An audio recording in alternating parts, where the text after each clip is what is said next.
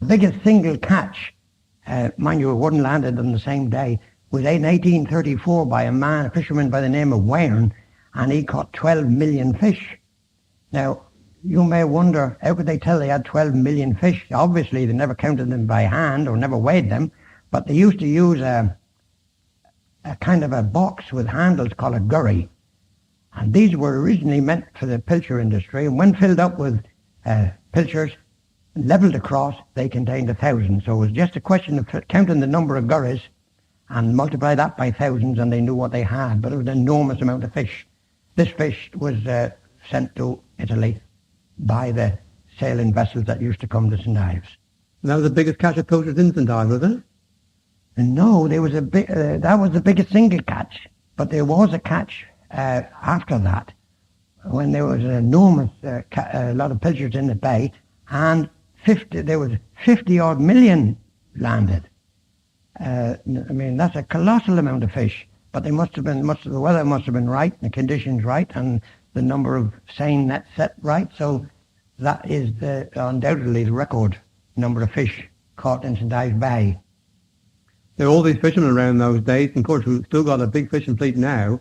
You must have some old characters there and some stories about them. Oh, yes. Well, you get that anywhere, really. I mean, you go down St. Justin, you have people like Willie Waters, and we had the same thing here.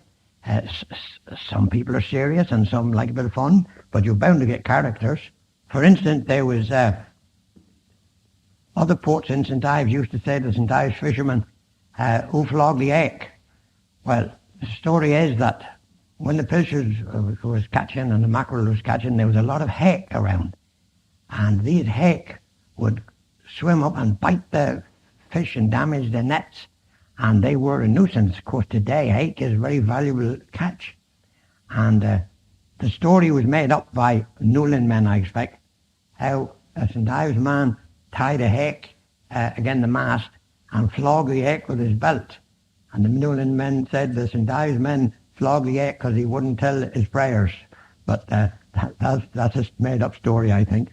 The St.Ives, I believe, were very religious, particularly last century, and after the coming of Wesley, and they refused to go to sea on a Sunday. Oh, yes, they never went in my early days, nothing was done here, no fishing on a Sunday. In fact, artists would be told off if they were seen painting a picture on a Sunday. These fishermen, they wouldn't go out on a Sunday. In fact, it was riots over Newlyn about other fishermen who fished on a Sunday.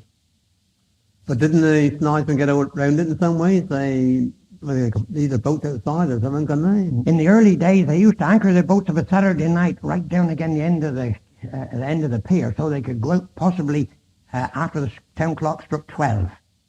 But in my early days, the fishing boats went out Mondays, and if they came in Saturdays, that was their day in. After all, they had to have a break. It was hard work. And that was kept strictly, was it, Stanley? Oh, yes. So you got a week now where it was gale of wind every day of the week, and the first fine day was a Sunday, they still wouldn't go. Oh, no, they wouldn't go. The fishing boats wouldn't go out. I have seen fishing boats go out of a Sunday, perhaps when they've had to leave a lot of gear outside through storm weather. Well, after all, that was their living. They weren't officially going fishing. They were going out to save their equipment.